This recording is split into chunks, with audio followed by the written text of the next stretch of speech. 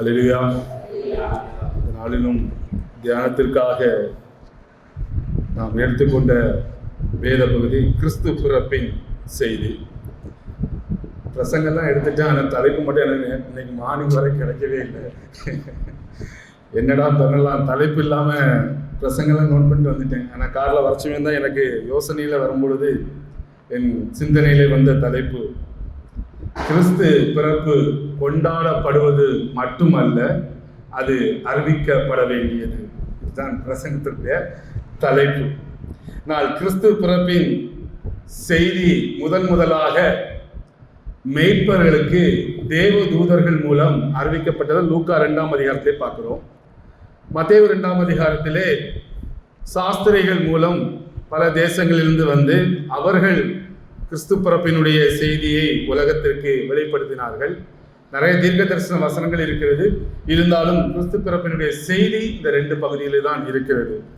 அங்கே அவர்கள் அன்னைக்கு தேவ தூதர்களால் அறிவிக்கப்பட்ட கிறிஸ்து பிறப்பின் செய்தி இன்றைக்கு உலகத்தில் எத்தனையோ ஜனங்கள் இன்னைக்கு ஆண்டவரை, அந்த பிறப்பை, செய்தியை நம்பிக்கை கொண்டு பெற்றுக்கொண்டு அவரை ஏற்றுக்கொண்டு இன்னைக்கு அநேக இடங்களிலே அறிவிக்கப்படுகிற ஒரு சூழலிலே நாம் பார்த்து கொண்டு இருக்கிறோம்.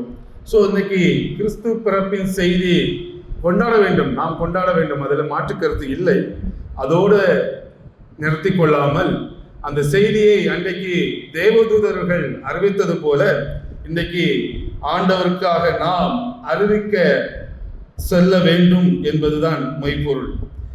அதுக்கு ஆதாரமாக நாம் பார்க்கும் பொழுது லூக்கா 2ஆம் அதிகாரத்திலே 17வது வசனத்திலே பார்க்கும் பொழுது அந்த மேய்ப்பர்களுக்கு அதற்கு முன்பாக தேவதூதன் அறிவிக்கிறார். எல்லா சம்பவங்களையும் சொன்ன பிறகு அவர்கள் போய் இயேசு கண்ட மேய்ப்பர்களும் சாஸ்திரிகள் கிறிஸ்து பிறப்பை பிரஸ்தாபப்படுத்தினார்கள் என்று இருக்கிறார். அந்த மேய்ப்பர்கள் போய் அவருடைய பிறப்பை பிரஸ்தாபப்படுத்தினார்கள், அதாவது அறிவித்தார்கள், அநேக மக்களுக்கு அதை சொன்னார்கள். அந்த செய்தியெல்லாம் அதனால்தான் இன்றைக்கு நாம் மெய்யான அந்த தெய்வமை நாம் அறிந்து கொள்வதற்கு அது நமக்கு ஒரு ஆசீர்வாதமாக இன்னைக்கு இருந்து நாம் எவ்வளவு சந்தோஷமாக அந்த பிறப்பை நம்முடைய பெற்று நாம் இருந்து கொண்டிருக்கிறோம். அதனால் இன்னைக்கு நாம் அறிவிக்க கடமைப்பட்டிருக்கிறோம். அந்த நோக்கத்தோடு நாம் அறிவிக்க வேண்டும். இந்த அறிவிப்பு என்று வருகிற பொழுது ஆண்டவர் ஒவ்வொருவருக்கும் அவரவருடைய என்ன சொல்ல கெப்பாசிட்டி, அது அந்த ஆட்களை பொறுத்து ஆண்டவர் அறிவிக்கிறதை பார்க்கிறோம். நான் கூட பார்க்கும் பொழுது இந்த லூக்கா 2ஆம் அதிகாரத்தில் மேய்ப்பர்களுக்கு அறிவிக்கிறார். எப்படி அறிவிக்கிறார்?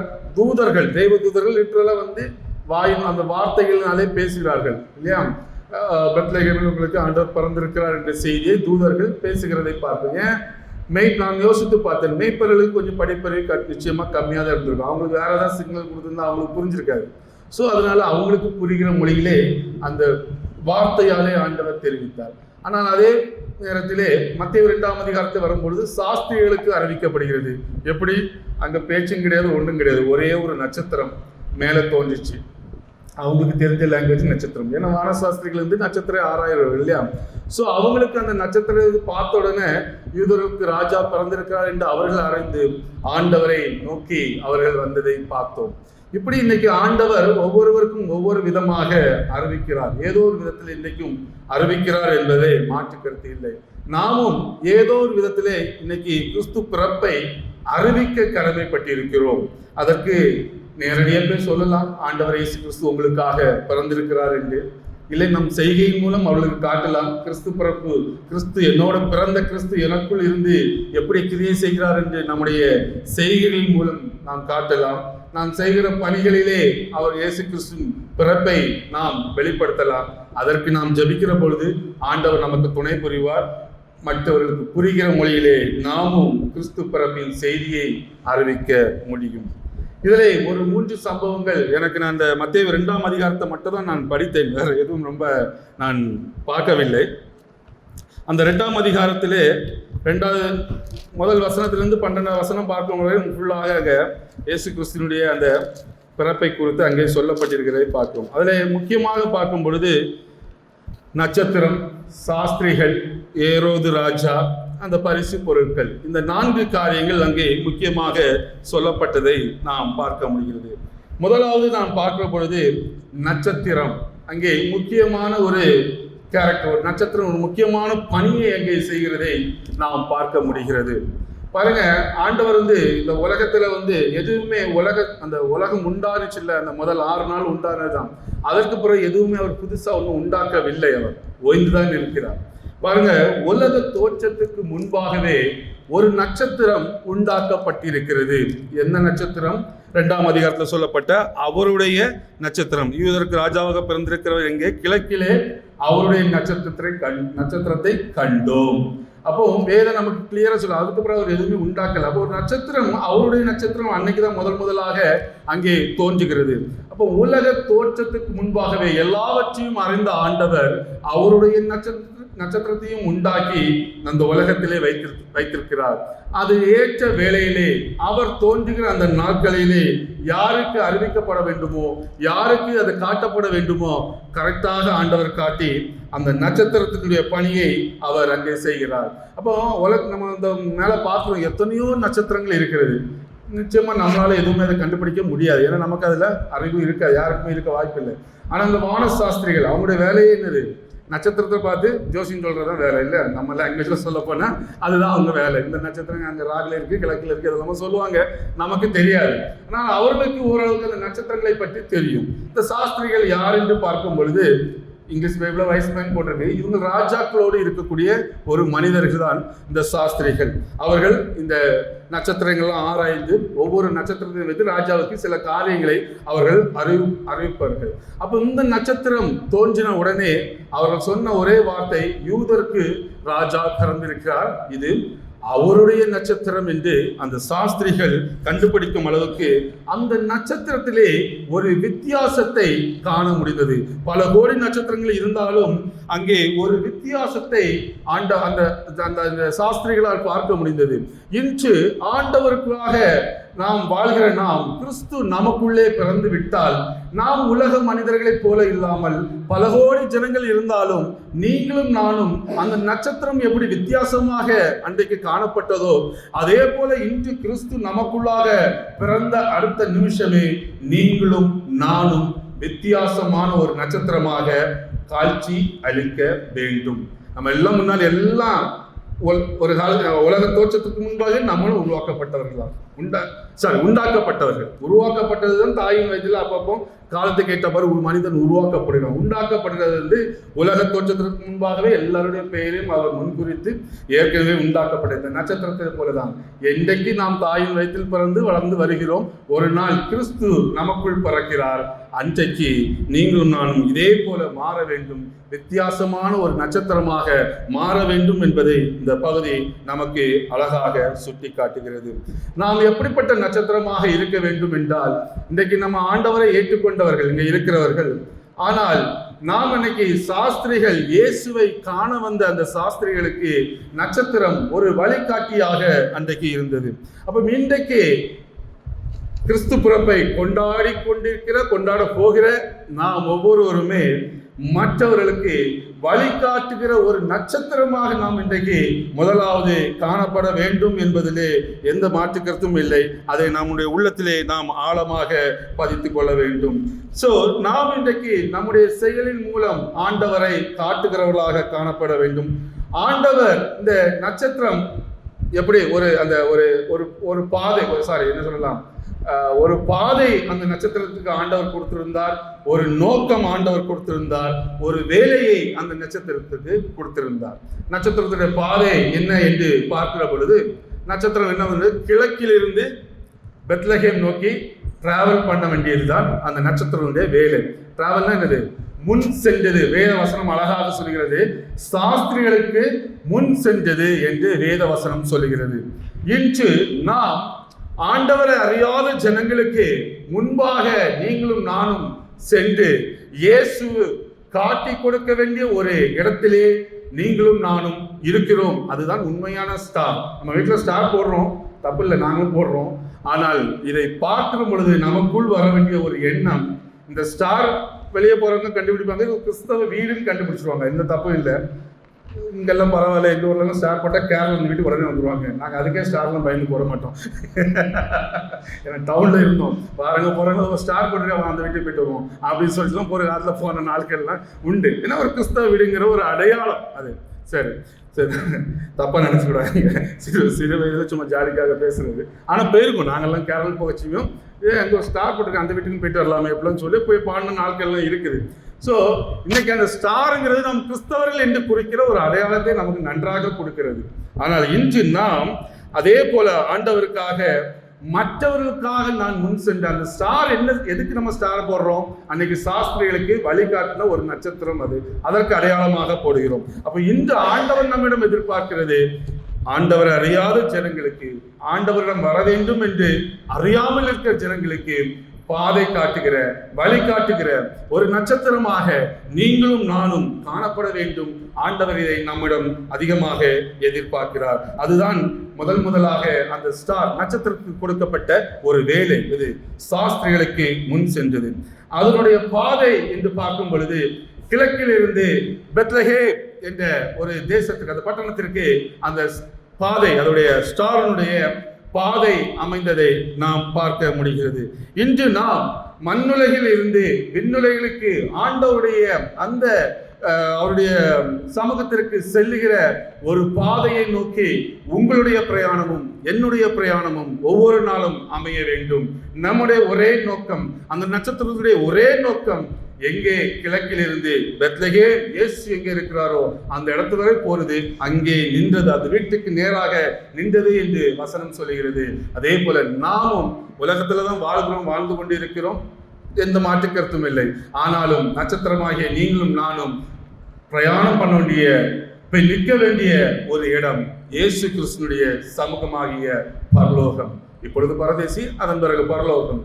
அங்கே போய் நிற்க வேண்டியதுதான் இந்த நட்சத்திரமாகிய நம்முடைய ஒவ்வொருடைய கடமையாக, நம்முடைய பாதையாக இருக்கிறது. அதனால வேற எந்த பாதையில பிரயாணம் பண்ணாலும் நம்முடைய வாழ்க்கையின் ஓட்டம் தோல்வியாக முடிந்துவிடும். அதனால ஒரே ஒரு பாதை தான் கிறிஸ்தவர்களுக்கு இன்னைக்கு கொடுக்கப்பட்டிருக்கிறது, மண்ணுலகில் இருந்து விண்ணுலகிற்கு செல்ல அந்த பாதை மட்டும் என்பதை நாம் வைக்க வேண்டும், நோக்கமாக எண்ணமாக கொண்டிருக்க வேண்டும். அடுத்ததாக இந்த நட்சத்திரத்திற்கு ஆண்டவர் ஒரு நோக்கத்தை கொடுத்ததை நாம் பார்க்க முடிகிறது.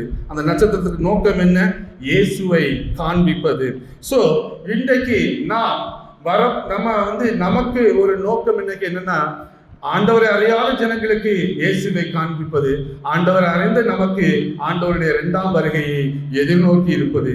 இதுதான் நமக்கு இன்றைக்கு கொடுக்கப்பட்ட ஒரு பெரிய நோக்கமாக ஆண்டவர் நம்முடைய வாழ்க்கையிலே ஒவ்வொருவருக்குமே வைத்திருக்கிறார். ஸோ இன்னைக்கு இந்த நட்சத்திரம் ஆண்டவருடைய பிறப்பின் செய்தியை அறிவித்தது. அன்றைக்கு ஒரு ஒரு ஒரு பாதை, ஒரு நோக்கம், ஒரு வேலையை அந்த நட்சத்திரம் அன்னைக்கு செய்து முடித்தது. அவர்கள் சாஸ்திரிகள் இயேசுவை கண்டு அகமகிழ்ந்ததை நாம் ஒவ்வொருவருமே பார்க்க முடிகிறது. அந்த நட்சத்திரம் தன்னுடைய பாதையிலிருந்து ஒருபோதும் மாறவில்லை, கரெக்டாக போனது. அதனால் அந்த வேலையெல்லாம் கரெக்டாக தேவ சித்தம் அன்றைக்கு நிறைவேறி முடிந்ததை நாம் நன்றாக அறிவோம். அடுத்ததாக நட்சத்திரம், இதில் அடுத்ததாக முக்கியமாக பார்க்கும் பொழுது சாஸ்திரிகளுடைய ஒரு பணி. இதில் அநேக பேர் சொல்லுவாங்க 3 சாஸ்திரிகள் சொல்றாங்க. பைபிளில் 3 சாஸ்திரிகள் எங்குமே சொல்லப்படவில்லை. ஆனால் நான் ஒரு இதில் படிக்கும் பொழுது அநேக சாஸ்திரிகள் அன்னைக்கு வந்தார்கள் என்று சொல்லப்படுகிறது. இந்தியா, இலங்கை, சைனா இப்படிப்பட்ட தேசங்களிலிருந்து சாஸ்திரிகள் அநேக பேர் சென்றார்கள் என்று இங்குள்ள அந்த புக்கு, நம்ம லோக்கல்ல வச்சிருக்கிற அந்த அவங்க ஏடுகளிலே குறிப்பிடப்பட்டது என்று அநேக அறிஞர்கள் இதை குறித்து பேசுகிறதை நான் கேள்விப்பட்டிருக்கிறேன். அப்ப எனக்குள்ள ஒரு கேள்வி இருந்தது, இது உண்மையிலே 3 சாஸ்திரிகளா இல்லைன்னா நிறைய சாஸ்திரிகளா என்று. நானும் இந்த 2ஆம் அதிகாரத்தை ஒரு 10-100 நேரம் படிச்சு பார்த்திருப்பேன். நானும் பார்த்த அளவிலே நான் வேதத்தை பார்த்த அளவிலே எனக்கு தெரிந்தது அநேக சாஸ்திரிகள் வந்திருக்கிறார்கள் என்று. ஏனென்றால் 3ஆம் வசனத்திலே பார்க்கும் பொழுது, ஏரோது அதை கேட்ட பொழுது அவனோட கூட இருந்த எருசலேம் நகரத்தார் அனைவரும் கலங்கினார்கள் என்று வசனம் சொல்கிறது. ஒரு 3 சாஸ்திரிகள் போய் ஒரு ராஜாக்கு முன்பாக போய் நின்றா என்ன நடக்கும்? தூக்கி கொண்டு ஜெயிலில் போடுங்கன்னு ராஜா சொல்லியிருப்பான் இல்லையா? அவனுக்கு கொசு மாதிரி அதெல்லாம் கண்டுக்கவே மாட்டான். ஆனால் அன்னைக்கு நடந்த சம்பவம் அது இல்லை. இயேசு கிறிஸ்து பிறந்து பல நாட்களுக்கு பிறகு, இது ஒரு ரெண்டு இயேசு கிறிஸ்து பிறந்தவுடனே நடந்த சம்பவம் இல்லை, அதையும் நாம் புரிந்து கொள்ள வேண்டும். ஏன்னா நான் நிறைய நாடகங்கள்ல பார்க்கணும், எப்படி மேய்ப்பர்கள் வருவார்கள், முன்னணியில குழந்தை இந்த ஸ்கூல்லலாம் போடுவாங்க, எங்கள் ஸ்கூல்லையும் அதே தான் போடுவாங்க. தம்பி சிரிக்கும், அவங்க ஸ்கூல்லையும் அப்படி தான் போடுறீங்களா? கரெக்ட், எங்கள் ஸ்கூல்லையும் அப்படி தான் போடுவோம். குழந்தைய கொண்டு வைப்பாங்க, மேரி ஜோசப்பும் வருவாங்க, அடுத்தது பின்னாலே யாரும் வருவாங்கன்னா சாஸ்திரிகள் வருவாங்க, கிஃப்டை கொண்டு வைப்பாங்க. இது எல்லா இடமும் நம்ம பண்ணுறதான், நம்ம சர்ச்சையும் பண்ணியிருக்கோமா, எல்லாரும் பண்ணுறது அதுதான். ஆனால் உண்மையிலே பார்த்தா அது உண்மை இல்லை. இயேசு கிறிஸ்து பிறந்தது, அவர் முன்னணியிலே பிறந்தார். ஆனால் இங்கே அவர் முன்னணியிலே போய் பார்க்கல, அவருடைய வீட்டிலே போய் பார்த்துருக்காங்க. அந்த எந்த ஒரு வசனம் வருமே, 10வது வசனமா 9வது வசனம்.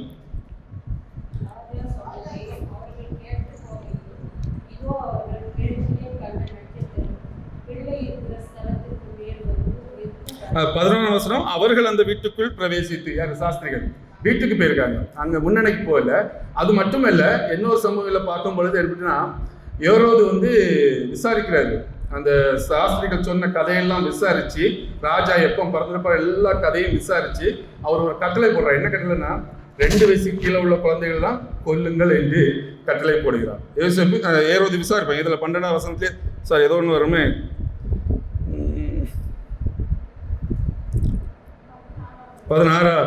அப்பொழுது ஏரோது தான் சாஸ்திரிகளை வஞ்சிக்கப்பட்ட கண்டு மிகுந்த கோபம் அடைந்த ஆட்களை அனுப்பி தான் சாஸ்திரிகளுக்கு திட்டமாய் விசாரித்த காலத்தின்படியே பெத்லகேமின் அது சகல எல்லைகளும் 2 வயதுக்குள்ள எல்லா ஆண் பிள்ளைகளையும் கொலை செய்தான். அப்ப சாஸ்திரிகள்கிட்ட கேட்ட கதையெல்லாம் திட்டமா அவன் விசாரிச்சு பார்க்கும் பொழுது, அந்த குழந்தைக்கு 2 வயசு ஆயிருக்குன்னு சொல்லிட்டு ஒரு கெஸ். சரி, 1.5 வயசு தான் போடுங்க, இல்லை 1 வயசு தான் போடுங்களேன். அப்ப அந்த சம்பவம் இந்த சம்பவமும் வேற வேற. அது ஒரு பிறந்த உடனே நடந்த மேய்ப்பர்கள். இது பல தேசத்திலிருந்து சாஸ்திரிகளுக்கு ஒரு நட்சத்திரம் தோன்றி இருக்கிறது. பல தேசங்களிலிருந்து பல சாஸ்திரிகள் அங்கே இயேசுவை காண வந்தார்கள். அநேக நாட்கள் பிரயாணம் பண்ணிருக்க வேண்டும். நட்சத்திரம் வழி நடத்தினா பகல டிராவல் பண்றதுக்கு வாய்ப்பு இல்லை, பகல நட்சத்திரம் தெரியாது. இரவு மட்டும் தான் பிரயாணம் பண்ணிருக்க வேண்டும். அப்போ இரவு மட்டும் பிரயாணம் பண்ணி கிட்டத்தட்ட 4 மாசம் 5 மாசம் அங்கங்கே இருந்து பிரயாணம் பண்ணி வந்துதான் இயேசு இருந்த வீட்டுக்குள்ளே சாஸ்திரிகள் பார்த்திருக்கிறார்கள். இது நான் பைபிள் படித்து தெரிஞ்சுக்கிட்ட ஒரு விஷயம். என் ஒய்ஃபிட்டும் சொன்னேன், ஸ்கூல்ல ஸ்கிட்டெல்லாம் கொஞ்சம் மாற்றி போடுங்க அப்படின்னு சொன்னேன். அது உண்மை, அதுதான். ரொம்ப நாள் ஆயிருக்குது அந்த சம்பவம். ஸோ அதை விட்டுருவோம் நம்ம. சரி, இங்கே சாஸ்திரிகள் பட் ஏரோது ராஜா பயந்துருக்கிறார். வேற பயந்துருக்கா 3 பேர் வந்தா நிச்சயமா பயப்பட வாய்ப்பு இல்லை. அவர் என்னன்னா, பல தேசங்களிலிருந்து பல சாஸ்திரிகள் யாருன்னா, ராஜாவுடைய அரண்மனையில இருக்கிற அவருடைய ஆட்கள், ராஜாவுக்கு ஆலோசனை சொல்லுகிற ஒரு மனிதர்கள். அவங்க வானசாஸ்திரம் நட்சத்திரம் இதெல்லாம் வச்சு, நீ போருக்கு போகலாம் போகக்கூடாது, நீ அங்க போகலாம் போகக்கூடாது. அதே போலதான் இவங்களுக்கு ராஜாவுக்கு நல்ல ஆலோசனையோ துராலோசனையோ ஏதோ ஒரு ஆலோசனை கொடுக்கக்கூடிய ஒரு ஆட்களாக தான் இவர்கள் இருந்திருக்கிறார்கள். சோ இவர்கள் அன்னைக்கு சாஸ்திரிகள் அங்கே போன உடனே ராஜா பயப்படும் அளவுக்கு அது ஒரு பெரிய கலக்கம் அடைந்தார் என்று இருக்கிறது. அப்போ ராஜாவை கலங்கடிக்கிற ஒரு சம்பவம் என்றால் அந்த கிரௌடு உண்மையிலே அது ரொம்ப அவரை பயப்படுத்துகிற ஒரு கிரௌடு. அது மட்டுமல்ல, எருசலேம் நகரத்தார் அனைவரும் கலங்கினார்கள். நிச்சயமா 3 பேர் போனாங்கன்னா ஒரு பட்டணத்தார் எல்லாம் கலங்க போறதே இல்லை. அவனை பிடிச்சி ஓரமா கட்டி வச்சிருப்பாங்க. இது ஒரு பெரிய குரூப் போனதாட்டு சரித்திர ஏரேடுகள் சொல்லுது. பல தேசங்களிலிருந்து பல ராஜாக்கள். ஏன்னா அந்த நட்சத்திரத்தை பார்த்த உடனே அவங்க அறிவிக்கிறாங்க, இங்கே ராஜா பிறந்திருக்கிறார், யூதருக்கு ராஜா பிறந்திருக்கிறார் என்று கேள்விப்பட்டவன எல்லா ராஜாக்களும் அவர்களுடைய சாஸ்திரிகளை அனுப்பி அந்த அந்த தூப வர்க்கங்கள் வெள்ளை பூலங்கள் எல்லாம் அந்த கிஃப்ட் எல்லாம் கொடுத்து ராஜாவின் சார்பாக இந்த சாஸ்திரிகள் எல்லாருமே அங்கே வந்ததை நாம் பார்க்க முடிகிறது. ஸோ அந்த சாஸ்திரிகளை வழிநடத்தின ஆண்டவர் இன்று நம்மையும் இயேசு கிறிஸ்துவை காண வேண்டும் என்ற நோக்கத்தோடு இருக்கிறவர்களை வழிநடத்துகிறார். அன்று சாஸ்திரிகள் நட்சத்திரத்தின் மூலம் வழிநடத்தப்பட்டார்கள். இன்று ஆண்டோடைய பிள்ளைகள் நாம் அவருடைய வார்த்தையின் மூலம் நாம் வழிநடத்தப்படுகிறோம். ஸோ நட்சத்திரம் சாஸ்திரிகளை இயேசு இருந்த வீட்டிற்கு கொண்டு சென்றது என்று நம்ம வாசிக்கிட்டதை 2:15 நாம் பார்க்கிறோம். அவர்கள் வீட்டுக்குள்ளே பிரவேசித்த பொழுது, சாஸ்திரிகள் இயேசு இருந்த வீட்டுக்குள்ளே பிரவேசித்த போது மிகுந்த சந்தோஷம் அடைந்தார்கள் என்று வசனம் சொல்லுகிறதை நாம் பார்க்க முடியும். ஆனந்த சந்தோஷமாக இருந்தது என்று மத்தேயு 2:14 பார்க்க முடிகிறது. சோ அதே போல நாமும் இன்று அந்த ஆண்டவர் சாஸ்திரிகளை போல நட்சத்திரத்தினுடைய அந்த வழிகாட்டின்படி அவர்கள் நடந்து இயேசுவை கண்டது போல இன்று நாமும் அவரை காண முடியும். 10வது வசனத்துல மிகுந்த சந்தோஷம் அடைய முடியும். ஆண்டவரை கண்ட மனிதர்கள் எப்பொழுதுமே சந்தோஷம் அடைவார்கள். அதற்கு சாஸ்திரிகள் ஒரு அடையாளமாக இருந்து கொண்டிருக்கிறார்கள். இன்று ஆண்டவரை நம்முடைய வாழ்க்கையிலே உண்மையாக நாம் கண்டு கொண்டோம் என்றால், சாஸ்திரிகள் லிட்டரலா பார்த்தாங்க, நமக்கு இன்னைக்கு அதுக்குள்ள வாய்ப்பு இல்லை, லிட்டரலா நம்ம பார்க்க முடியாது. ஆனால் நான் முதலாவது சொன்னது போல மேய்ப்பொருளுக்கு தெரிவிக்கின்ற விதத்துல சாஸ்திரிகளுக்கு சாஸ்திரிகள் இன்னைக்கு நமக்கு என்ன முறையில் ஆண்டவர் சொல்லணுமோ அந்த முறையிலே ஆண்டவர் நமக்கு இன்றைக்கு சொல்லிக் கொடுக்கிறார். நமக்கு தேவை ஒன்றே, அவரை காண வேண்டும் என்ற ஒரே ஒரு வாஞ்சை. அதற்காக சில பிரயாசப்பட வேண்டும். அதற்காக நம்முடைய வாழ்க்கையில சில ஓட்டங்கள் இருக்க வேண்டும். சில நேரங்களில் தடைகள் வரும், கஷ்டங்கள் வரும். ஆனால் அதெல்லாம் பொருட்படுத்தாமல் போக வேண்டும். அவர்கள் தேசங்களுக்கு திரும்பி சென்றார்கள் என்று. இப்போ நான் ஸ்ரீலங்காக்காரன் இந்தியாவுக்கு வரேன்னு சொல்லுவாங்க, ஆமா அவங்க நாட்டுக்கு போறான்னு சொல்றாங்க. நான் தமிழ்நாட்டில இருந்து ஆந்திராவுக்கு போறேன், அவன் நாட்டுக்கு போறேன்னு சொல்றாங்க, ஆந்திராவுக்கு போறேன்னு சொல்லுவாங்க இல்லையா. அந்த நாட்டுக்கு வந்து சொல்ல மாட்டாங்க. இங்கே கடைசியில் அந்த 12வது வசனமா லாஸ்ட்ல அவர்கள் வேறு வழியா தங்கள் தேசத்திற்கு திரும்பி போனார்கள். அப்போ இந்த சாஸ்திரிகள் யாரு? பல தேசங்களிலிருந்து வந்தவர்கள். அந்த தேசத்தார் இல்ல, பல தேசங்கள், பல ராஜாக்களுடைய சாஸ்திரிகள் அவர்கள். தங்கள் தேசங்களுக்குன்னா அவங்க தேசங்கள் எல்லாம் வேற வேற. அதனால இங்க இருந்து சொல்லும் போது தங்கள் தேசத்திற்கு திரும்பி போனார்கள் என்று சொல்லப்பட்டிருக்கு. இல்லைன்னா ஒரு பர்டிகுலர் ஊரை தான் சொல்லுவாங்க. பெத்லகேமுக்கு போனாங்க, கலிலியாவுக்கு போனாங்க, இப்படி ஊரை சொல்லுவார்கள். தேசம் என்பது பல தேசம். அதனால்தான் இஸ்ரவேலுக்கு கிழக்காக இருக்க தேசங்கள் நிறைய தேசங்கள் இருந்தன, கிழக்கில் இருந்து என்று மொத்தமாக சொல்லப்பட்டிருக்கிறது. சோ அநேக தேசங்களிலிருந்து அன்றைக்கு போயிருக்கிறார்கள். அது நாம் சாட்சி வேதத்தின் மூலமும் நாம் அறிந்து கொள்ள முடியும். ஆனால் அன்னைக்கு சாதாரணமாக அந்த பிரயாணம் இருந்திருக்காது, நிச்சயமாக இருந்திருக்காது. இரவில் மட்டும்தான் டிராவல் பண்ண முடியும். பல என்ன சொல்லலாம், ஒரு நட்சத்திரம் சரியான ஒரு நட்சத்திரம் வழிநடத்தும் போது அப்படியே நடக்கணும், அதுக்கு பின்னாலேயே போகணும். நிறைய கஷ்டங்கள் இருந்திருக்குல்ல. இன்னைக்கு நம்மளே மாதிரி ஃப்ளைட்ல போய் இறங்குது இல்லை. ஸோ அவ்வளவு விலை கிரயம் பண்ணி இயேசுவை காண வேண்டும் என்ற ஒரே ஒரு நோக்கம் அவங்களுக்கு. அதுக்கு முன்னால தெரியாது, இயேசுவின் அன்பை ருசி பார்த்தது கிடையாது, அதிகமாக கேள்விப்பட்டது கிடையாது, ஒன்றுமே தெரியாது. ஒன்றே தெரியும், யூதருக்கு ராஜா பிறந்திருக்கிறார் என்று ஒரே ஒரு செய்தி. நட்சத்திரம் என்கிற அந்த ஒன்றை மட்டும் வைத்து அவர்கள் இவ்வளவு பிரயாணப்பட்டு அவரை காண வாஞ்சோடு போன பொழுது அவரை கண்டு சந்தோஷம் அடைந்தார்கள். நமக்கு ஆண்டவரை காண்பதற்கு எத்தனை திரளான சாட்சிகள் ஆண்டவர் நம் கையிலே கொடுத்து, எத்தனை தரிசனங்கள், எத்தனை விதமான நம்மளோட பேசுகிறார், தீர்க்க தரிசனங்கள், வசனங்கள், அவருடைய விஷன் நமக்கு எவ்வளவோ கொடுத்து நம்மளும் ஒவ்வொரு நாளும் பேசிக் கொண்டிருக்கின்ற ஆண்டவரை ஒவ்வொரு நாளும் நம்முடைய வாழ்க்கையிலே காண நம்முடைய உள்ளம் இன்னைக்கு இந்த சாஸ்திரிகள் போல வாஞ்சிக்க வேண்டும். நாம் வாஞ்சிக்கும் பொழுது நிச்சயமாக அவரை நாம் கண்டடைவோம். ஆண்டவர் சொல்கிறாரு, என்னை தேடுகிறவன் என்னை கண்டடைவான். சோ தேட தேட தேட நாம் இன்றைக்கு அவரை ஏதோ ஒரு விதத்திலே இன்றைக்கு நானும் கண்டு சந்தோஷப்பட முடியும். இயேசுவை கண்ட ஒவ்வொருவரும் சந்தோஷமாக இருந்தார்கள் என்று 10வது வசனம் நமக்கு சொல்லுகிறதை பார்க்கிறோம். அதே வேளையிலே இதே சாஸ்திரிகள் தான் நல்லா டிராவல் பண்ணி எல்லாம் வந்தாங்க. கரெக்டா பெத்லகேம் வரைக்கும் வந்துட்டாங்க. வந்த பிறகு அவங்க நட்சத்திரத்தை பார்க்கல. அவங்களுக்குள்ள ஒரு சுய கேள்வி, ஒரு ராஜா எங்கே பிறப்பார்? அரண்மனையில தான் பிறப்பார் இல்லையா?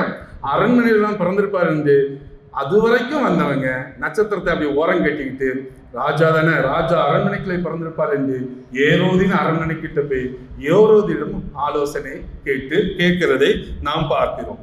அந்த 4வது வசனத்துல இருந்து 3வது வசனத்துல 2வது வசனம் பார்க்கும் பொழுது அவங்க நேரம் எங்க போறாங்கன்னா ஏரோது ராஜாவிடம் போறதை பார்க்கணும். ஏரோது ஒரு தவறான ஆலோசனை கொடுத்து நீங்க பிள்ளைய பார்த்து என்கிட்ட வந்து சொல்லுங்க என்று அவன் பொறாமை நிலை அங்கு சொல்கிறதை எல்லாம் நாம் அறிவோம்.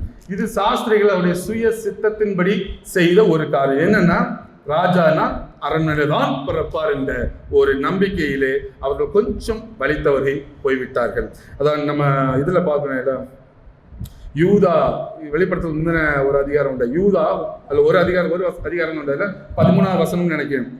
அதுல ஒரு வசனம் 13 தானே, மார்க்கம் தப்பி போன நட்சத்திரம்னு ஒரு வசனம் வரும்.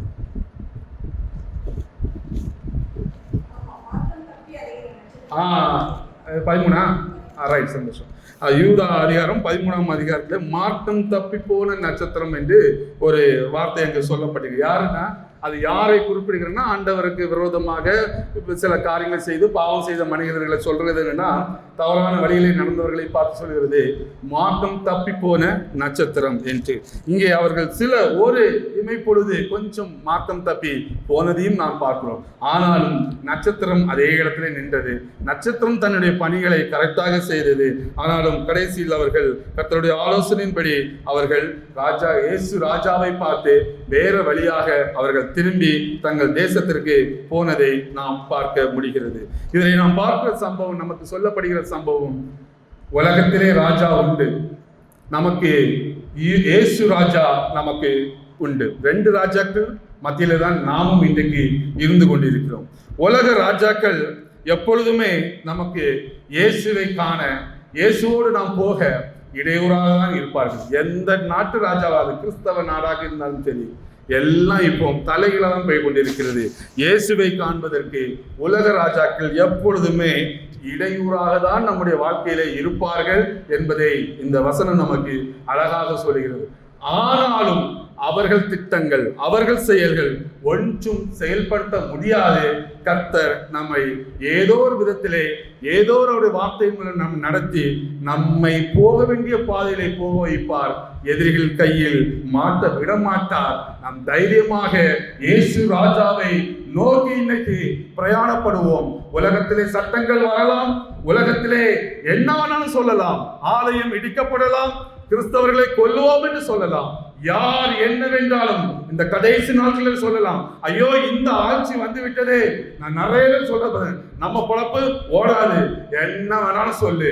அன்றைக்கு சாஸ்திரிகளுக்கு ஆண்டவர் வேறு வழியை வைத்தது போல இன்றைக்கு நாமும் அவருடைய பிள்ளைகளாக உண்மையிலேயே இயேசுவை காண வாட்சியோடு நம்முடைய வாழ்க்கை பிரயாணம் இருக்குமானால், உங்களுக்காக எனக்காக எந்த அரசாங்கத்திடமிருந்து தப்பிக்க ஆண்டவர் இன்னொரு வழியை வைத்திருக்கிறார். ஏற்ற வேளையிலே அதை காப்பார், அதை காட்டுவார். நாம் அதிலே பிரயாணம் பண்ணி நம்முடைய தேசமாகிய பரம எருசலேமை காண்போம் என்பதை இந்த பிறப்பின் நாளிலே நான் சொல்ல ஆசைப்படுகிறேன். அதனால இயேசு ராஜாவை காண்பதற்கு இந்த உலகத்துல எந்த தடைகள் வந்தாலும் யாரும் சோர்ந்து போக வேண்டிய அவசியம் இல்லை, யாரும் கவலைப்பட வேண்டிய அவசியம் இல்லை. ஏனென்றால் அவர் ராஜா, ராஜாக்களுக்கெல்லாம் ராஜா. நாம் அதை குறித்து இன்று தைரியமாக அந்த நற்செய்தியை அறிவிப்போம். எந்த மனிதர்களுக்கும் நாம் கவலைப்பட வேண்டியதில்லை. நமக்காக நம்ம ராஜா தனி ஒரு பாதையை வைத்திருக்கிறார். நாம் கேட்கிற பொழுது, நாம் அவரை நோக்கி பார்க்கிற பொழுது அந்த பாதையை நம் ராஜா காட்டுவார். இயேசு ராஜாவின் நற்செய்தியை நாம் தைரியமாக அறிவிக்க நீங்களும் நானும் எந்த நேரத்திலும் முன்வர வேண்டும். ஆண்டவர் நமக்கு இன்னைக்கு சொல்லுகிற வார்த்தை இதுதான். இன்றைக்கு அதே போல இந்த சம்பவத்திலே இன்னும் 2 காரியங்கள், காணிக்கை மற்றும் பரிசு பொருட்கள், அதை மட்டும் நான் சொல்லி முடிக்கிறேன்.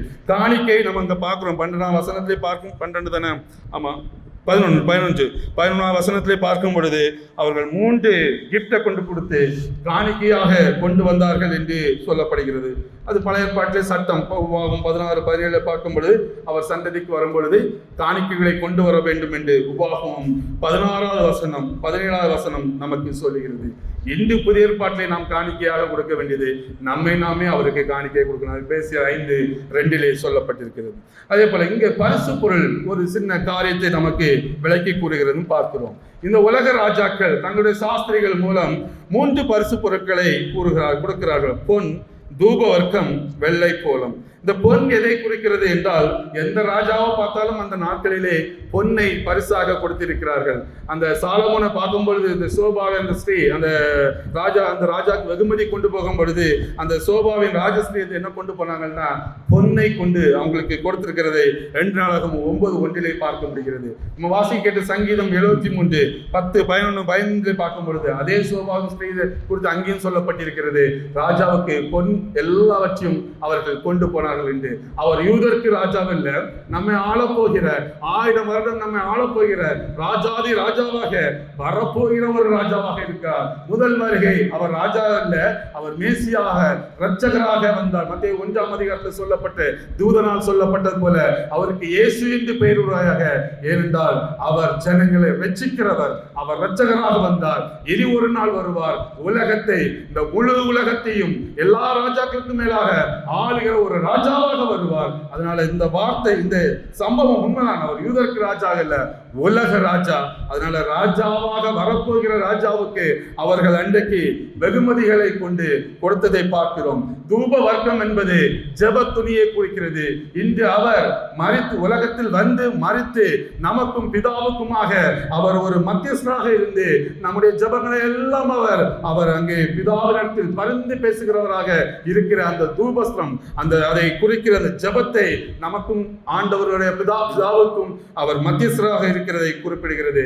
வெள்ளை கோலம் எதை குறிப்பிடுகிறது என்றால், யாத்திராகமம் 30ஆம் அதிகாரம் 23-25 நாம் பார்க்கிற பொழுது வெள்ளை கோலம் அபிஷேக தைலத்தை பழைய ஏற்பாட்டிலே தயார் பண்ணுவதற்கு ஆண்டவர் பயன்படுத்த சொன்ன ஒரு பொருள் வெள்ளை கோலம். இன்று அவர் அபிஷேகம் பண்ணப்பட்டவர். அதனால்தான் அவருக்கு பேரு கிறிஸ்து.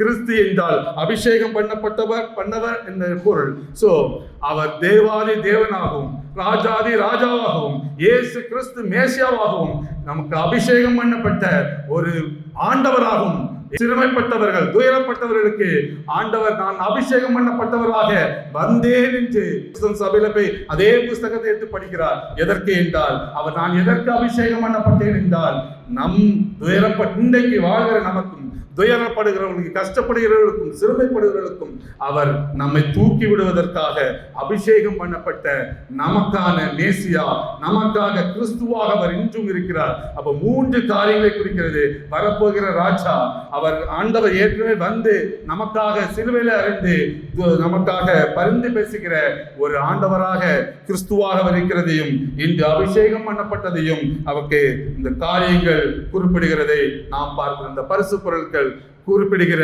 ஒரு ஆவிக்குரிய ஒரு அர்த்தம். அவங்க இன்னைக்கு எப்படி கொண்டு கொடுத்தாங்கன்னு தெரியாது.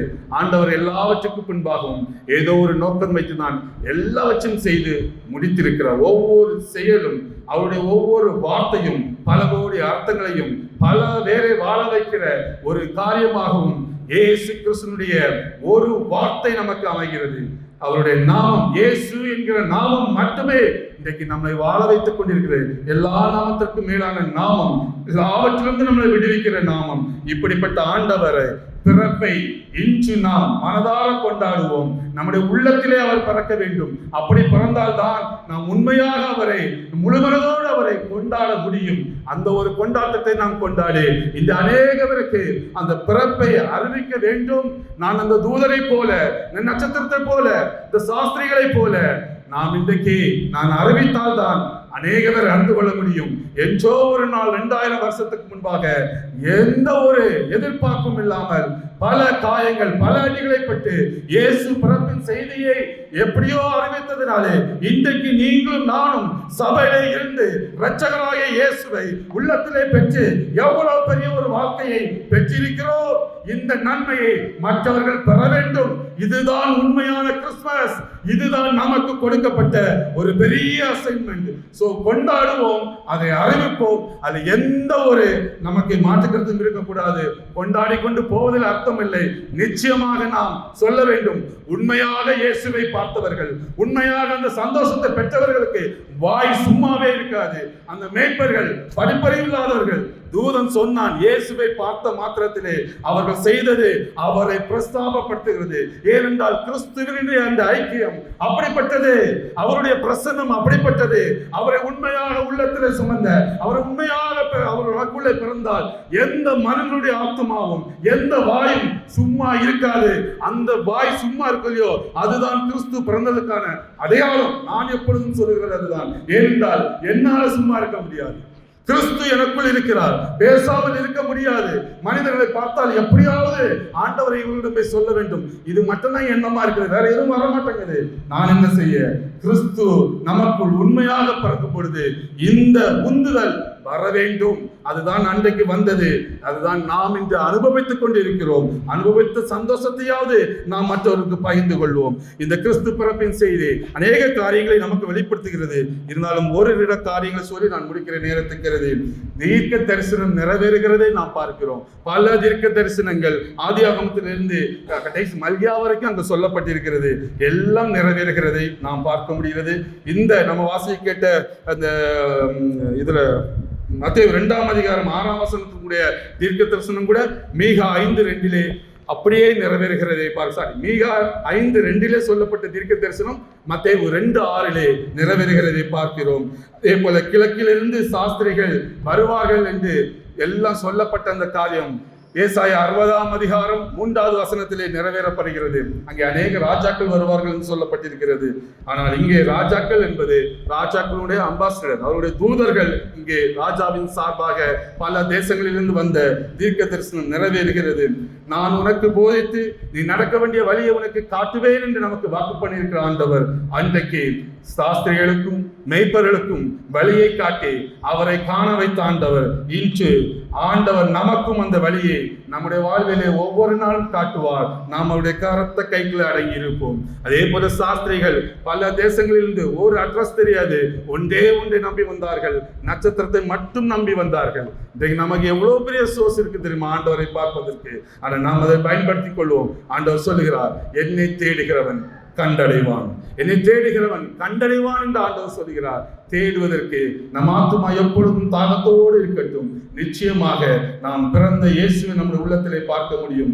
வரப்போகிற இயேசுவையும் ஒரு நாள் நிச்சயமாக நம்முடைய கண்கள் பார்க்கும் என்று வேதம் சொல்கிறது. இதே போல வாசி கேட்ட பிலிப்பியர் 2ஆம் அதிகாரம் 10ஆம் வசனம் சொல்கிறது, இயேசுவின் நாமத்தில் வானோர் பூதலத்தோர் பூமியின் கீழானுடைய முழங்கால்கள் யாவும் முடங்கும் என்று சொன்ன வார்த்தை அன்று சாஸ்திரிகள் ஜனங்கள் அந்த பெத்லகேமிலிருந்து ஜனங்கள் எல்லாம் பிறந்த இயேசுவை அந்த குழந்தை இயேசுவின் முன்பாக போய் அவர்கள் முகங்குப்புற விழுந்து தன்னை தாழ்த்தி வணங்கினார்கள். ஏனென்றால் அவர் தேவாதி தேவன், ராஜாதி ராஜா, நம்முடைய மேசியா, நமக்காக அவர் மரிக்க வந்து நம்ம ரட்சிக்க வந்த மேசியா. இதெல்லாம் ஜனங்கள் அறிந்து எல்லா ஜனங்களும் அவருக்கு முன்பாக முழங்கால்கள் யாவும் முடங்கும். அன்றைக்கு பல தேசங்களிலிருந்து பல ராஜாக்களின் சார்பாக, என் சார்பாக நம்ம ஊரு இவரு ஃபாரின் மினிஸ்டர் வெளிநாட்டுக்கு போறாங்கன்னா நம்ம சார்பாகவும் அவர் போறார், இந்தியா சார்பாக தான் அவர் போறார். விச் மீன்ஸ் நம்ம எல்லாருக்காகவும் சேர்த்து இந்தியாவில் உள்ள 130 கோடி ஜனங்கள் சார்பாக தான் அவர் ஒரு தேசத்திற்கு போய் நமக்காக நம் தேசத்துக்காக பேசுகிறார், செய்கிறார். அப்படி என்றால் தேசம் முழுவதும் அதிலே பங்கு கொள்கிறது என்று அர்த்தம். அன்றைக்கு சாஸ்திரிகள் ஒரு தேசத்திலிருந்து போகிறார் என்றால் அந்த தேசத்தினுடைய முழு ஜனங்களின் சார்பாக, ராஜாவின் சார்பாக சாஸ்திரிகள் அந்த இயேசுவின் பாதத்திலே போய் அமர்ந்து முழங்கால்கள் முடங்கினது. அப்படி என்றால் முழு தேசத்தினுடைய முழங்கால்களும் அன்று பிறந்த இயேசுவிற்கு முன்பாக முழங்கால் இட்டது. அதாவது நமக்கு ஒரு பாலகன் பிறந்தார், ஆனால் ஒரு குமாரன் கொடுக்கப்பட்டார். நிறைய பேர் பிறந்த இயேசுவை குழந்தையாகவே வச்சுட்டு இருக்காங்க. அவர் குழந்தை இல்லை, குமாரன். சில நமக்கு தெரியுமே, சரி நான் சொல்ல விரும்பல, சரி குழந்தையாக மட்டும் வைக்கக்கூடாது. அதனால அந்த வசனம் கிளியரா சொல்லுது, அவர் பாலகன் மட்டுமல்ல, அன்றைக்கு பாலகன், குமாரனாக நமக்கு அவர் இருந்து கொண்டிருக்கிறார். அந்த குமாரனுக்கு முன்பாக நம் முழங்கால்கள் ஒவ்வொரு நாளும் முடங்கட்டும். கர்த்தர் தாமே இந்த வார்த்தைகளை ஆசீர்வதிப்பாராக. ஆமென்.